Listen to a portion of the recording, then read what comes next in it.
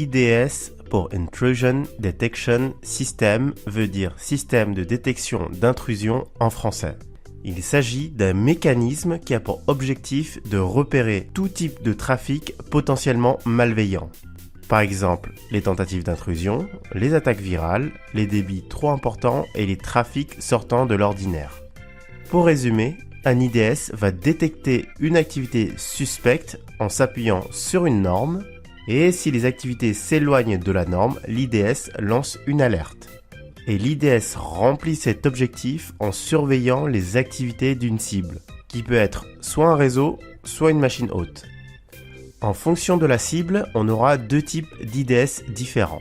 Le premier est le Network IDS ou l'IDS réseau. Les NIDS, pour Network Intrusion Detection System, surveillent l'état de la sécurité du réseau. Le NIDS est situé sur un réseau isolé et ne voit qu'une copie du trafic. Et quand je dis trafic, je parle des paquets qui circulent sur le réseau. Et en cas de détection d'une menace, le NIDS peut lever des alertes et ordonner les actions pour le blocage d'un flux. En termes d'architecture, le NIDS est situé sur un réseau isolé. Et il analyse une copie du trafic du réseau à surveiller entre ses points d'entrée et les terminaux du réseau. À noter qu'il est entièrement passif et n'est pas capable de dialoguer avec le réseau surveillé. Il y a ensuite les Host IDS ou IDS System. Les HIDS ou Host Intrusion Detection System surveillent l'état de sécurité des hôtes selon différents critères. Il y a tout d'abord l'activité de la machine, comme par exemple le nombre et liste des processus, le nombre d'utilisateurs, les ressources consommées, etc. Le second critère de surveillance est l'activité de l'utilisateur sur la machine. Par exemple, les horaires et la durée des connexions, les commandes utilisées, les programmes activés, etc. Et évidemment, le HIDS analyse toute activité potentielle liée à l'activité d'un ver, d'un virus ou d'un cheval de Troie. En termes d'architecture, le HIDS Master récupère les informations remontées par une machine sur laquelle un client HIDS est installé. Ensuite, le HIDS Master va analyser ces informations sur le fonctionnement et l'état des machines afin de détecter les menaces. Passons maintenant à l'IPS. L'IPS pour Intrusion Prevention System veut dire système de prévention d'intrusion en français.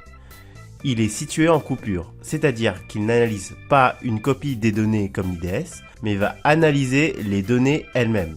Ce qui veut dire que les données réelles passent à travers l'IPS. L'IPS va alors réagir en temps réel en stoppant le trafic suspect qu'il reconnaît, notamment en bloquant les ports. Comme l'IDS, il existe deux principaux types d'IPS. Je vais aller plus vite ici car c'est globalement le même principe qu'on a vu juste avant. Les NIPS pour Network Intrusion Prevention System sont des IPS permettant de surveiller le trafic réseau.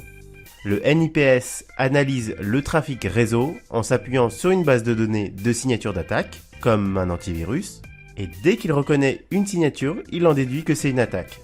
Dans ce cas, il peut prendre des mesures pour bloquer l'attaque avant qu'elle n'ait commencé en bloquant le flux malveillant.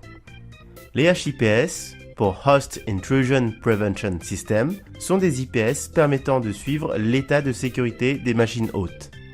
Et le HIPS peut réaliser ce rôle à travers la surveillance des différents éléments d'une machine, comme par exemple les processus, les drivers, les DLL, etc. En cas de détection d'un processus suspect, le HIPS peut le stopper pour mettre fin à l'attaque. Il y a deux inconvénients majeurs concernant les IPS. Premièrement, comme les IDS ne sont pas fiables à 100%.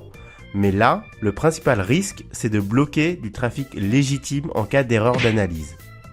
Le deuxième inconvénient de l'IPS est qu'il est vulnérable et attaquable puisqu'il est en coupure sur le réseau. Un flux malveillant peut exploiter une faille et prendre le contrôle de l'IPS et désactiver ses fonctions de sécurité, et même éventuellement s'en servir pour mener de nouvelles attaques.